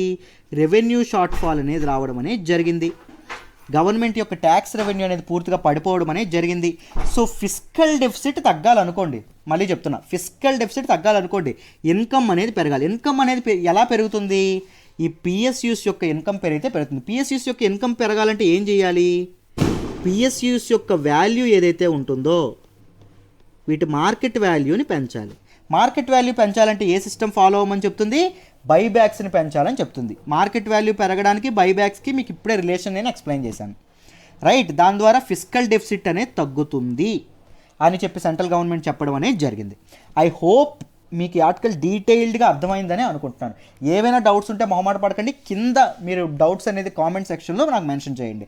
రైట్, లైవ్ సెషన్లో నాకు డౌట్లు అడిగి క్లారిటీగా డౌట్స్ అన్ని తీర్చుకోవాలనుకుంటే కరెంట్ అఫైర్స్ కోర్స్లో జాయిన్ అవ్వండి. కరెంట్ అఫైర్స్ కోర్స్లో జాయిన్ అవ్వాలంటే ఈ కాంటాక్ట్ నెంబర్కి ఫోన్ చేయండి. Right, perfect. Let's move to the next article. మనం మాట్లాడుకోబోయే next article, India setting up a robust vaccine delivery system, prime minister చెప్పడం అనేది జరిగింది. దీన్ని మనం జిఎస్ పేపర్ 2 హెల్త్లోని మాట్లాడుకుంటాం. రైట్, దాంతోపాటు గవర్నమెంట్ పాలసీస్ అండ్ ఇంటర్వెన్షన్స్లో కూడా మాట్లాడుకోవడం అనేది జరిగింది. అయితే bill and Melinda gates foundation, department of biotechnology, ministry of science and technology, Indian council of media research and నీతి ఆయోగ్ ఎవరైతే ఈ మీటింగ్ని కండక్ట్ చేశారో, రైట్, ఈ మీటింగ్ ఏదైతే ఉందో ఈ మీటింగ్లో భాగంగా ప్రైమ్ మినిస్టర్ తన స్పీచ్ ఇవ్వడం అనేది జరిగిందండి. ఆ స్పీచ్ గురించి మాట్లాడదాం. రైట్, ఆ స్పీచ్లో ఏం చెప్పారో మాట్లాడదాం. రైట్, చూడండి, డీటెయిల్డ్గా ఎక్స్ప్లెయిన్ చేస్తాను. ఏం లేదు, ఆర్టికల్ మన ఇండియా అప్రోచ్ చేసినటువంటి ప్రైమ్ మినిస్టర్ ఏమన్నారు అంటే ఇండియా ఫాలో అయినటువంటి ఫ్లెక్సిబుల్ లాక్డౌన్ అప్రోచ్ ఏదైతే ఉందో, అంటే లాక్డౌన్ కానీ అన్లాక్ కానీ ఏదైతే ఉందో దీనివల్ల చాలా హెల్ప్ అయిందని చెప్పడం అనేది జరిగింది. ఈ లాక్డౌన్ అప్రోచ్లో భాగంగా India is first country to encourage use of masks అని చెప్పడం అనేది జరిగిందండి. యూజ్ ఆఫ్ మాస్క్స్ ఏవైతే ఉందో మాస్క్స్ని మేము ఎంకరేజ్ చేయడం అనేది జరిగింది. దాంతోపాటు ర్యాపిడ్ యాంటీజెన్ టెస్ట్స్ ఏవైతే ఉన్నాయో వాటిని కూడా మేము ఎంకరేజ్ చేయడం అనేది జరిగింది. వాటిలో కూడా మేము బాగా ఇన్వెస్ట్ చేయడం అనేది జరిగిందని పీఎం చెప్పడం అనేది జరిగింది. దీని కారణంగా ఏం జరిగింది అంటే ఇండియాలో డెత్ రేట్స్ అనేవి పూర్తిగా తగ్గినాయి అండ్ రికవరీ రేట్స్ అనేవి బాగా పెరిగినాయి అని చెప్పి ప్రైమ్ మినిస్టర్ చెప్పడం అనేది జరిగింది. రైట్, ఈ ప్రోగ్రామ్ వీళ్ళు ఆర్గనైజ్ చేసినటువంటి మిలిందా గేట్స్ ఫౌండేషన్ కానీ, డిపార్ట్మెంట్ ఆఫ్ బయోటెక్నాలజీ కానీ, ministry of science and technology వీళ్ళందరూ, నీతి ఆయోగ్ కానీ వీళ్ళు కొలాబరేట్ అయ్యి ఆర్గనైజ్ చేసినటువంటి మీటింగ్ పేరు ఏంటంటే గ్రాండ్ ఛాలెంజెస్ యాన్యువల్ మీటింగ్ అండి.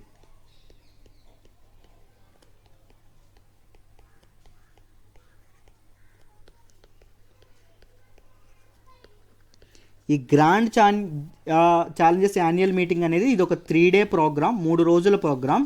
దీని తాలూకు ఎయిమ్ ఏంటంటే డిఫరెంట్ స్టేక్ హోల్డర్స్ ఎవరైతే ఉంటారో, డిఫరెంట్ పాలసీ మేకర్స్ కానీ, సైంటిఫిక్ లీడర్స్ ఎవరైతే ఉంటారో వాళ్ళందరినీ ఒక ప్లాట్ఫామ్ మీదకి తీసుకురావడం.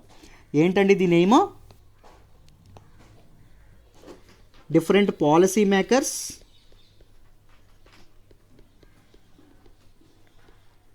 దాంతోపాటు సైంటిఫిక్ లీడర్స్,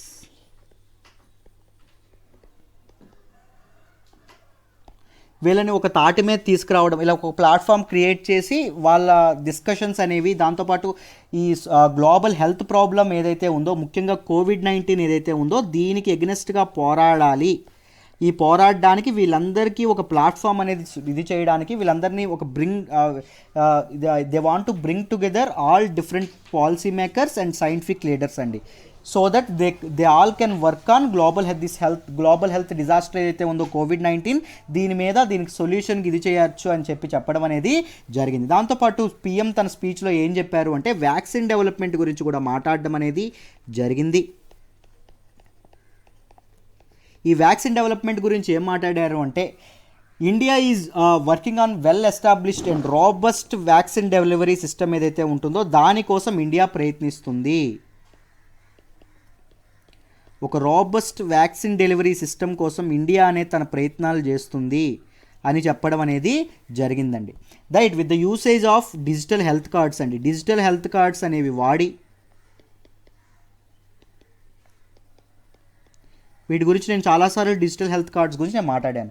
వాడి ఒక వెల్ ఎస్టాబ్లిష్డ్ వ్యాక్సిన్ డెలివరీ సిస్టమ్ని ఇది చేస్తుంది అని చెప్పాలనుకొని చెప్తున్నారు.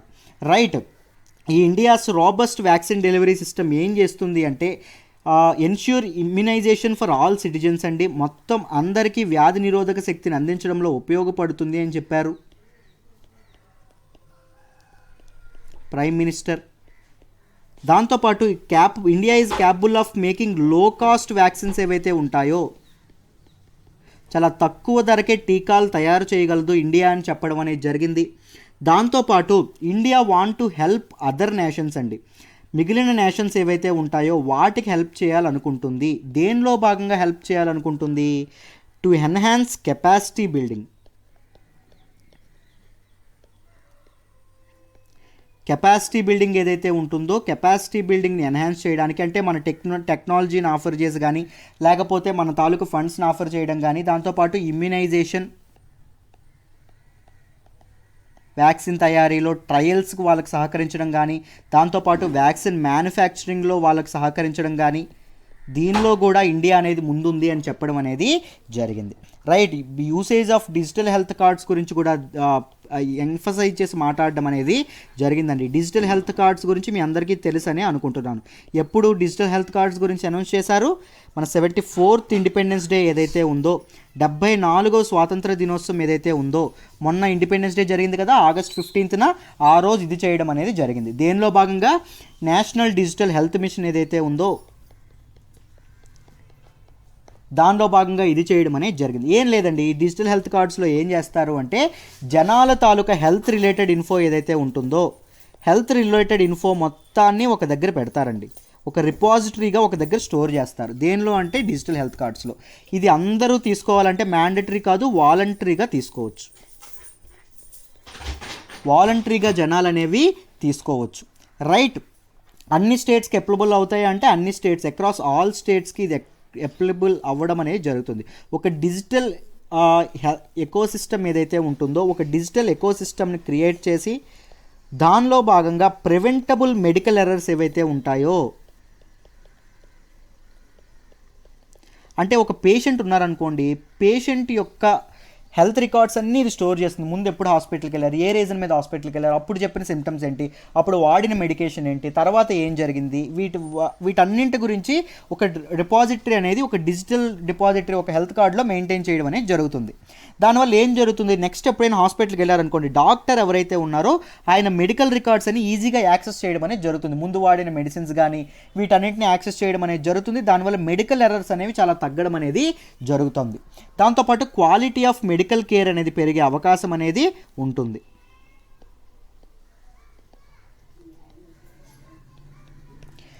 రైట్, ఇది డిజిటల్ హెల్త్ కార్డ్స్ యొక్క ఇది దేనిలో భాగంగా తీసుకొచ్చారు, నేషనల్ డిజిటల్ హెల్త్ మిషన్లో భాగంగా NDHMలో భాగంగా తీసుకురావడం అనేది జరిగింది. ఇది ఏ మినిస్ట్రీ అండర్లో ఉంటుందండి? నేషనల్ డిజిటల్ హెల్త్ మిషన్ అనేది మినిస్ట్రీ ఆఫ్ హెల్త్. రైట్, ఇది వీటన్నిటిని మనం గుర్తుపెట్టుకోవాలి. రైట్, ఐ హోప్ ఈ ఆర్టికల్ మీకు డీటెయిల్డ్గా అర్థమైంది అనుకుంటున్నాను. PM ఏం చెప్పారు ఏంటి వ్యాక్సిన్ సిస్టమ్స్ మీద. Right, perfect.